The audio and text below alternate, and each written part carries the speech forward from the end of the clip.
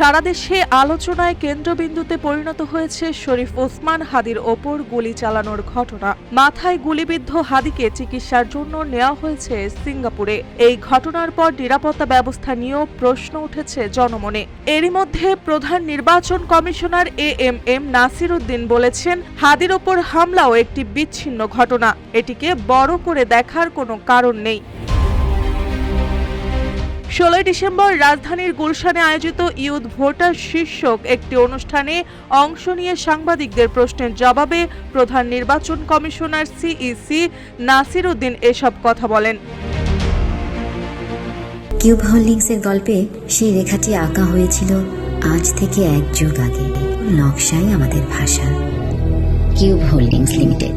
তিনি অতীতের উদাহরণ টেনে বলেন, বাংলাদেশের রাজনৈতিক সহিংসতার ঘটনা নতুন নয়। প্রয়াত আওয়ামী লীগ নেতা আহসানুল্লাহ মাস্টার এবং সাবেক অর্থমন্ত্রী শাহ এম.এস. কিবরিয়ার হত্যাকাণ্ডের প্রসঙ্গে উল্লেখ করে তিনি বলেন, আগেও এ ধরনের ঘটনা ঘটেছে, সেগুলো আমরা দেখেছি।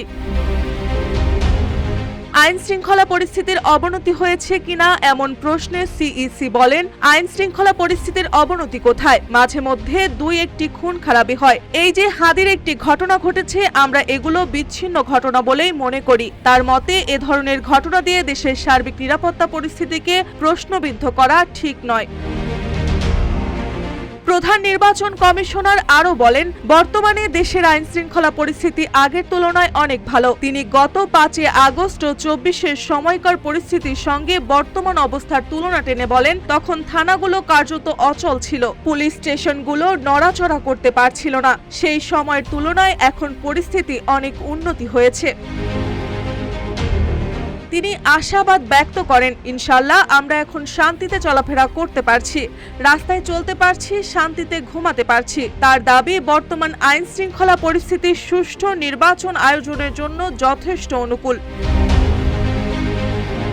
নির্বাচন ঘিরে বিভিন্ন মহলে উদ্বেগ ও আশঙ্কার বিষয়ে সিইসি বলেন, মিডিয়া ও বিভিন্ন মহলে হয়তো নির্বাচন নিয়ে কিছু শঙ্কা রয়েছে, তবে নির্বাচন কমিশনের পক্ষ থেকে এ বিষয়ে কোনো সংশয় নেই। তিনি বলেন, আমি দ্ব্যর্থহীন ভাষায় বলতে চাই, নির্বাচন নিয়ে আমাদের কোনো সংশয় নেই, আমরা সম্পূর্ণভাবে প্রস্তুত।